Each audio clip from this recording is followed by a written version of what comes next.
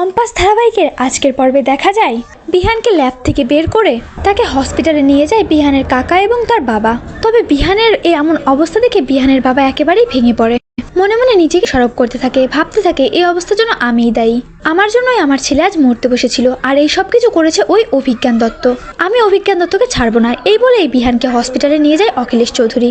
Doctor জানায় বিহানের অবস্থা একেবারেই ভালো না, মৃত্যুর সঙ্গে পাঞ্জা লড়ছে বিহান। কেমিক্যালটা এমনভাবে শ্বাস প্রশ্বাসের সঙ্গে মিশে গেছে যে বিহান কোনোভাবেই নিঃশ্বাস নিতে পারছে না, আর এমন চলতে থাকলে বিহানের নার্ভ সিস্টেম অকেজ হয়ে যেতে পারে। ডক্টরের এমন কথা শুনে কাঁদতে কাঁদতে ভেঙে পড়ে অখিলেশ। অন্যদিকে বিহানের কাকাকে ফোন করে সবটা জানতে পারে ঋতুজা চৌধুরী। ঋতুজা কাঁদতে কাঁদতে কম্পাসকে বলে, কম্পাস, বিহানের অবস্থা একেবারেই ভালো নয়। আমি জানি না বিহানের কি হয়েছে, বিহান ল্যাবে আটকে পড়েছিল, আর এরপরে বিহানকে নিয়ে হসপিটালে গেছে সকলে। আমি জানি না আমার ছেলেটার কি হয়েছে। এই বলেই সকলে মিলে হসপিটালের উদ্দেশ্যে বেরিয়ে পড়ে। সকলে হসপিটালে ছুটে যায়। ঋতুজা একেবারেই ভেঙে পড়ে। ঋতুজাকে দেখে অখিলেশেরও কষ্ট হয়, আর ভাবতে থাকে আমি কি করে ঋতুজাকে নিজের মুখটা দেখাবো।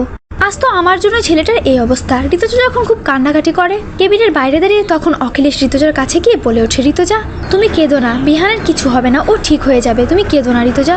ঋতুজা অখিলেশের চোখের দিকে তাকিয়ে বলে ওঠে, অখিলেশ, আমাদের ছেলেটার কি অবস্থা দেখেছো তুমি? কি করে ওর এই অবস্থা হলো?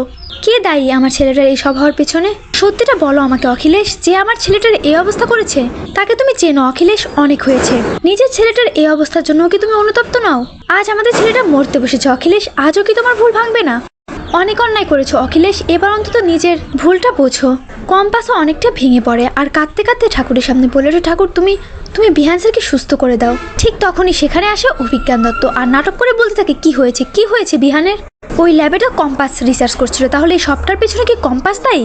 কম্পাস আসলে বিহানের এই অবস্থার জন্য দায়ী। বারবার যখন অভিজ্ঞান দত্ত কম্পাসের দিকে আঙুল তুলতে থাকে আর বিহানকে গুটি করে খেলা সাজাতে থাকে, তখনই প্রচন্ড ক্ষেপে যায় অখিলেশ চৌধুরী আর চিৎকার করে বলে ওঠে, অভিজ্ঞান দত্ত আর একটা কথাও বলবে না। ওই ল্যাবে যা কিছু হয়েছে, আমার ছেলেটার সঙ্গে যা কিছু হয়েছে, তার জন্য কম্পাস নয়, আপনি দায়ী। এই বলে অখিলেশ চৌধুরী অভিজ্ঞান দত্তের কলারটা চেপে ধরে আর অভিজ্ঞান দত্তের কলার ধরে একের পর এক মারতেই থাকে।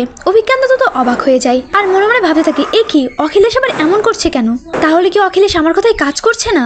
অখিলেশ নিজের ছেলের এমন অবস্থা দেখে নিজের ভুলটা বুঝতে পেরে গেছে। তাহলে কি অখিলেশ কম্পাসের দলে গেল?